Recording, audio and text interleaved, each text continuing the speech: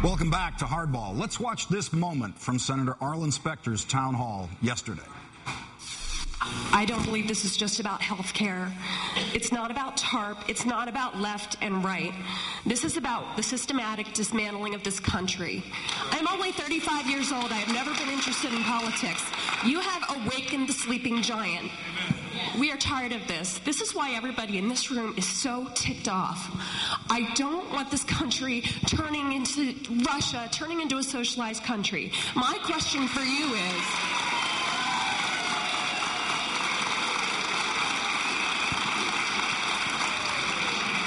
what are you going to do to restore this country back to what our founders created according to the Constitution?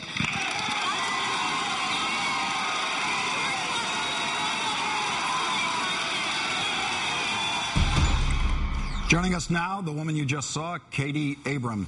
Katie Abram, I know you're not a regular at this stuff and you don't do it every day, so take it easy. We're just going to go through some simple questions about this. What got you to Senator Specter's town hall? What made you want to go?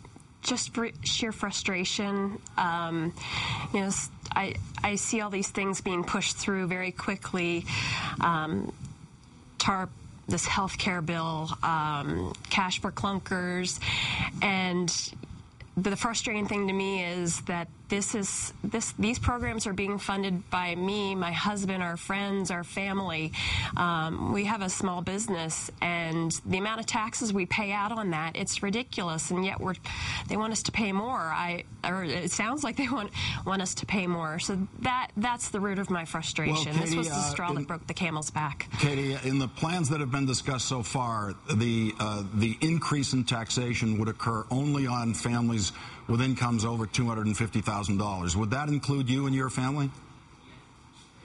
Honestly, I'd rather not say. I don't even know. My husband takes care of the bills and everything. He takes care of us, and that's all that matters. Do you have health? Did you and your family have health insurance? Yeah, we do have health insurance. We have a health savings account that we pay for ourselves. We have a $5,000+ deductible that basically, in the course of a normal year, we will pay for all of our medical needs out of pocket, doctor's visits. This year's been a little more difficult because my son's had surgery, and it looks like we're looking at a second one. We're almost at our deductible, so that's a good thing. But that was a choice that we made. That's what we wanted to do, and I want to be able to keep that choice. I don't want to be forced or slowly coaxed into a single-payer system. I want to have my choice. Well, do you believe the president when he says, if you like the health care plan you have, as you say you do, you can keep that health care plan? Is that something, when you hear it, you simply don't believe it? I don't believe it because I heard him say on a quote on television that, it may take 5 or 10 years, but we will move to a single-payer health, or a single-payer... Katie, he's never said that. He has never said we will move to a single-payer plan.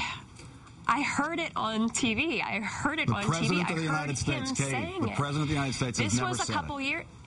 Oh, yeah, it was a few years ago? It was like in 2002 or 2000. It was a couple years ago. This wasn't... Now, it's not since he's been in office. Are your parents on Medicare?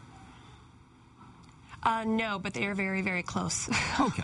So when they cross the line into 65, are they going to not participate in Medicare? Would you tell them, please don't participate in Medicare because it's a single-payer, government-funded system? Have you had that conversation with them? No, we don't talk politics. Okay.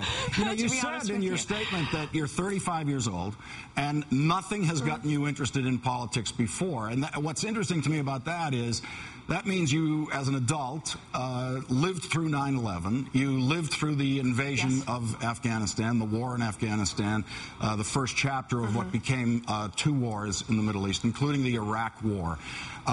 You lived through all of that and were not, as you put it, awakened into an interest in politics. How could those things pass through your life like this and not spark any interest in politics prior to the Washington saying, we think we want to help out some people who can't afford health insurance the way you can? Why would this be the thing that wakes you up after you were willing to just ignore politics as we went past 9/11 into Afghanistan, into Iraq? Sure. I always seem to have faith in the government, and honestly, I didn't really care. I had other things going on, you know, getting married, having children. It wasn't a priority in my life, and, you know, I really didn't start even watching the news at all, I think, until maybe 1991, I guess it was, when we first went to the Gulf War. I remember watching CNN with my dad and watching the infrared missiles going across that you could see. And I think to me, I mean, maybe I'm just not that smart, but, you know, it seems like we've kind of been at war since then. I mean, or maybe even before, I don't know. It just always seems like we're having some kind of conflict. So that, you know, whether about wars, I don't know, that just seems commonplace now. I think everybody's just so used to it.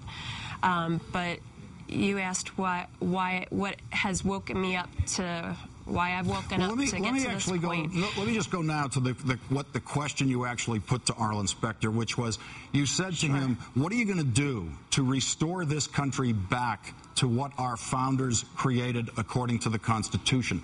Let's just go through a checklist of what you think that would require.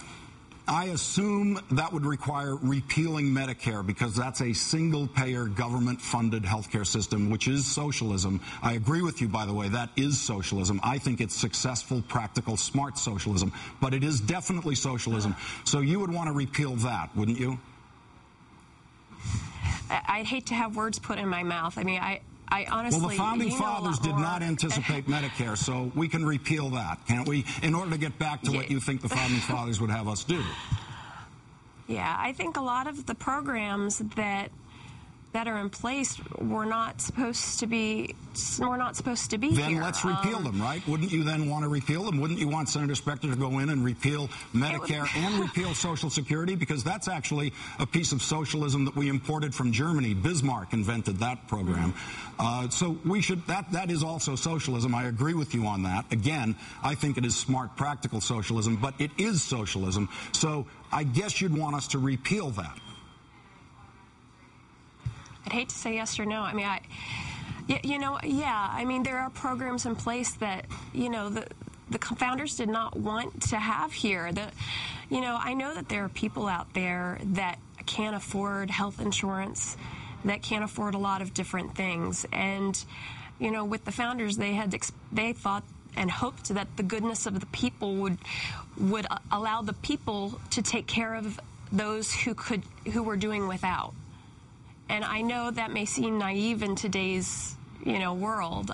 We stayed at a friend's house last night who is, you know, at the other end of the spectrum than what I am. And we've had political debates a million times over. And he thought, isn't it naive that, you know, to think that way? People don't do that anymore. And I said, not everybody, but a lot of people that I know go on missions. Katie, they volunteer. Katie, I assume when you were having that debate in your friend's house, it was a civil debate and no punches were thrown and everybody had a perfectly decent disagreement, right? Yeah, pretty much. I wouldn't punch him. That's the way I think we can discuss this in this country. Katie Abram, thank you very much for doing this today. I know this is not what you do every day, and I appreciate you coming in. Oh. Okay, thank you.